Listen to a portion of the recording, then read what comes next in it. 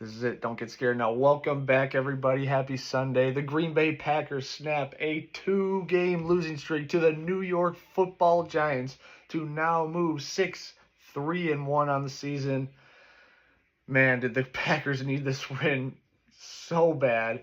Even though they won today, this was easily the worst 3-game stretch I've ever seen in my fandom. Yes, it's a short fandom, but I've suffered through the 2017 season. I suffered through the 2018 season.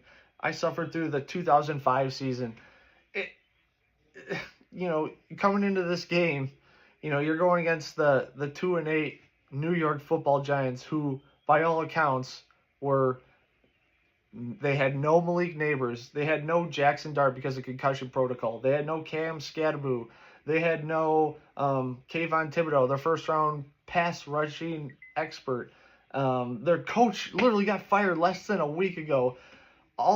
Their top cornerback, Paulson Adebo, who came in questionable today, that was announced active 2 hours before the game, literally hurt his knee in the pregame warmups and thus being ruled out for the game. Like, the Giants are absolutely going through one. So you 100% needed this victory in any way, shape, and form, especially with the Packers facing their next 3 games being NFC divisional foes.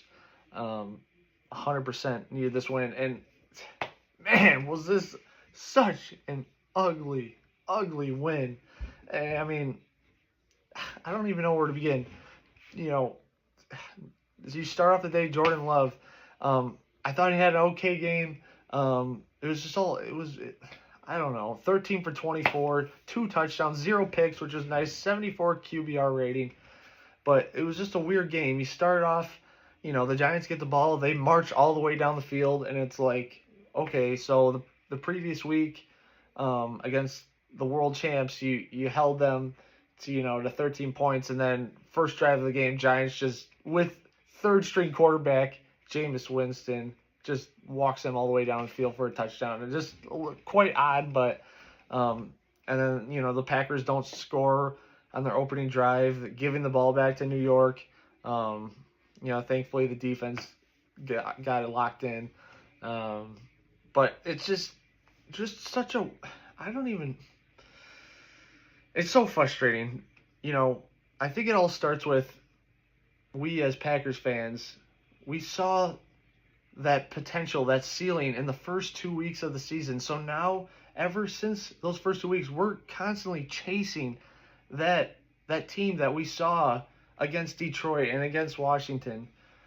And besides for the Steelers game, we have not gotten close at all.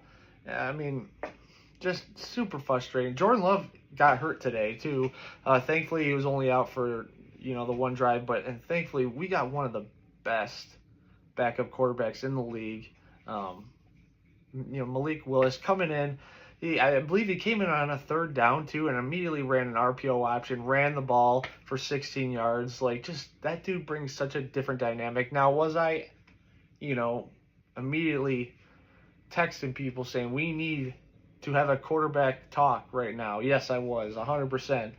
I have since taken back those claims, but also not really. But it was so nice to see your backup quarterback just come in, cool as a cucumber, just completing passes. He completed his 2 passes that he threw, and one of them was a touchdown to Josh Whyle, the 4th-string tight end. Yes, the Green Bay Packers just scored a touchdown pass on their 4th-string tight end, Josh Whyle, kid out of Cincinnati, a guy who I really liked in the pre-draft process a couple years ago, was drafted by the Tennessee Titans, weirdly let go. So glad the Green Bay Packers picked him up off the practice squad, and with Tucker Kraft being out, was ultimately elevated to the 53-man roster. So, and with the shit that Musgrave's putting out on the field,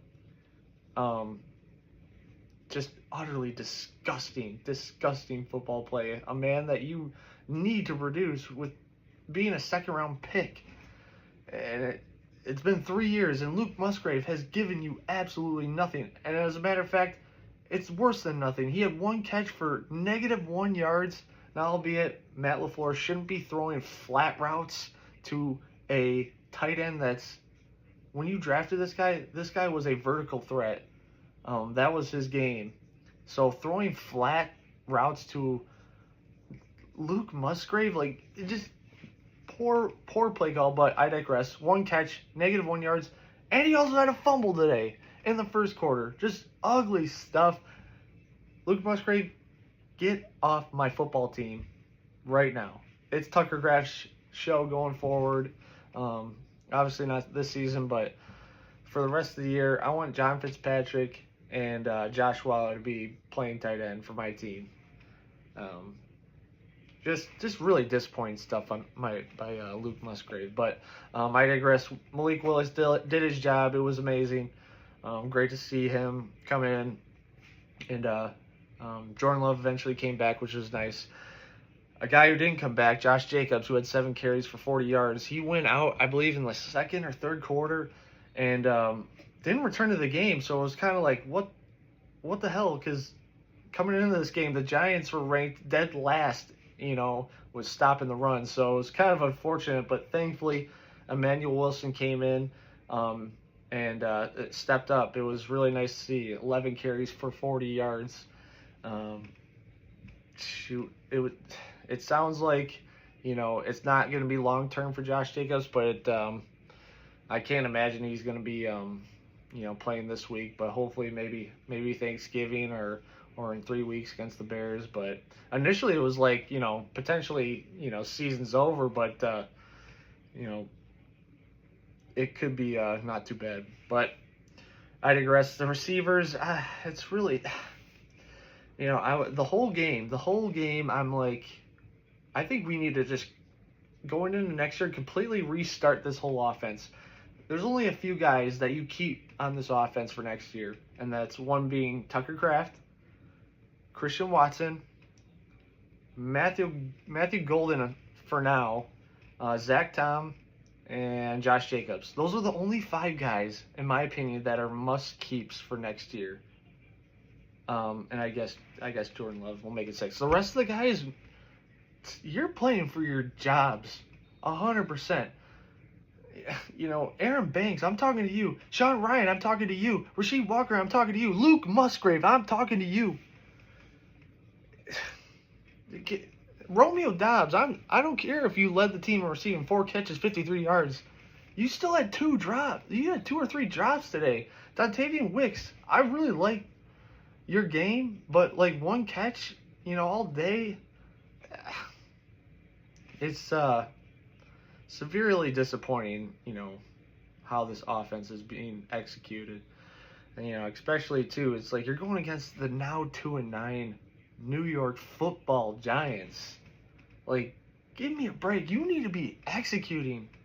And, I think, for the most part, the offensive line played okay today. They did allow 2 sacks by Brian Burns. I think it's just kind of a tip your cap to Brian Burns because he's one of the best premier pass rushers in the league. But and thankfully you held Abdul Carter, the number 3 overall pick, edge player, to basically nothing. I didn't even think I heard his name once in the game, so that was kind of nice. Shout out to Zach Tom.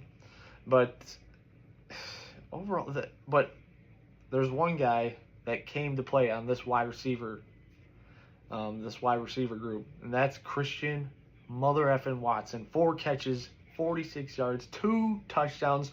The one to Malik Willis, the Malik Willis throw, just, first of all, Malik Willis is running out of the pocket, scurrying away, trying to get away from defenders, from being avoided from a sack, and then throws an absolute laser, albeit into coverage. The defender was all over Christian Watson, but Christian Watson, made a beautiful catch, strong hands catch, just, and how about the other one?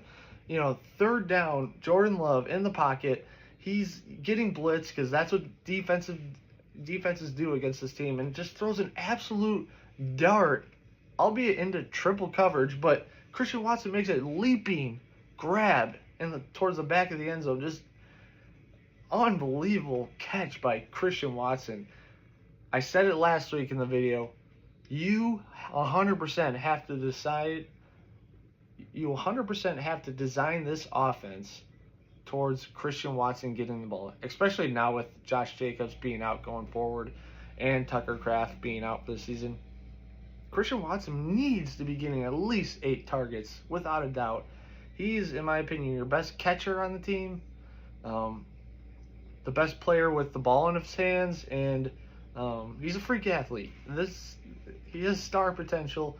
I don't know if he'll ever be like a superstar in the league. At this point, probably not. But he is a great player on your team. But another guy who only played in 2 offensive snaps today, Savion Williams, the 3rd-round pick. I was dogging on him last week, but today, in his 2 snaps on offense, maybe he should be getting more after today. In his 2 snaps, he caught the huge, essentially it was the game. It was, I believe the Packers were losing. It was 3rd and 10, right at the midfield. Catches a 33-yard bomb that was once again covered well by the defense, but just Savion Williams made a beautiful catch, leaping catch out of the air. As soon as I saw it, it's exactly the type of play I saw him make at TCU when evaluating him, and that's the stuff that when I saw his tape in college, I'm like, that's the player that we want. And it was so cool to see him make that type of explosive play. Most likely a season-saving catch. Just amazing stuff by Savion Williams. Matthew Golden, man, I was about to rant for a while, but he did get injured around the second quarter or third quarter. I can't remember exactly, but he was out for the rest of the game. But and I believe it was the same injury that he was hurt with originally this week. But 1 catch for 24 yards. I don't even know what to say anymore.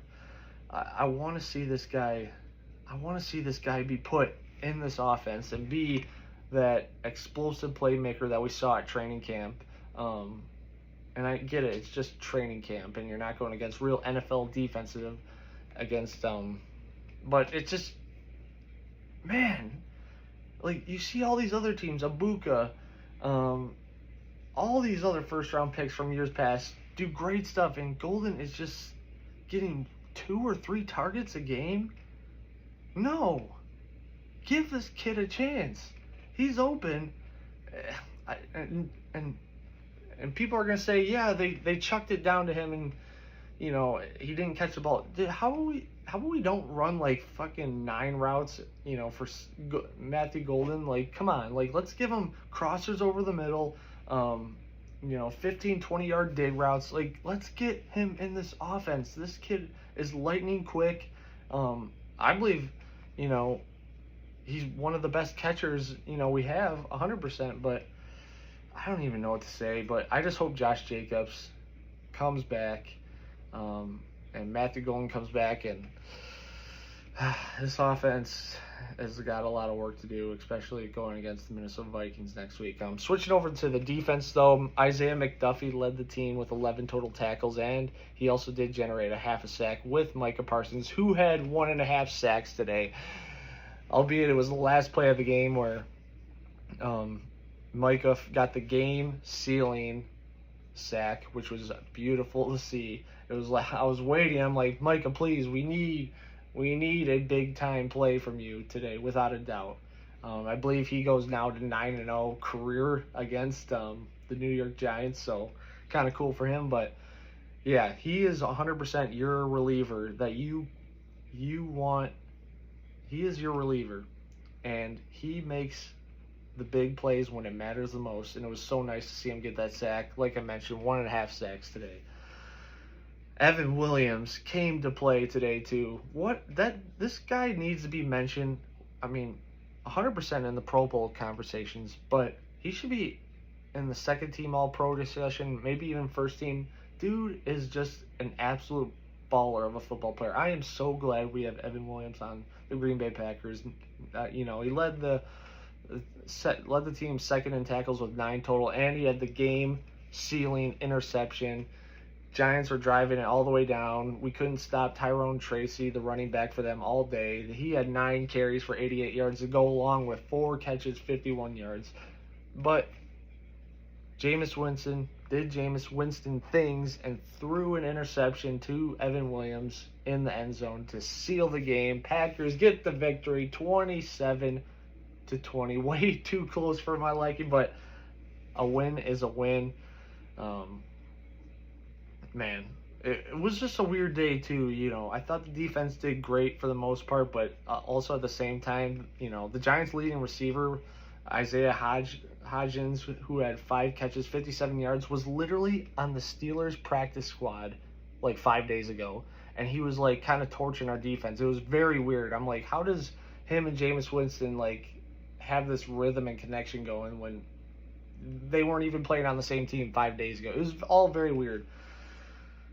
I digress, but I'm going to finish this video with one thing. Rich Bisaccia, what exactly do you do on this team? I repeat, Rich Bisaccia, what exactly do you do on this team? I mean, thankfully on one of the PATs for the New York Giants, they missed it. But on the play, a Rich Bisaccia-led special teams had 10 guys on the fucking kick block. Like, how do you as a coach send out 10 guys on the team and not? It's all mind-boggling shit. And obviously, Brandon McManus, finally admitted he had a quad injury.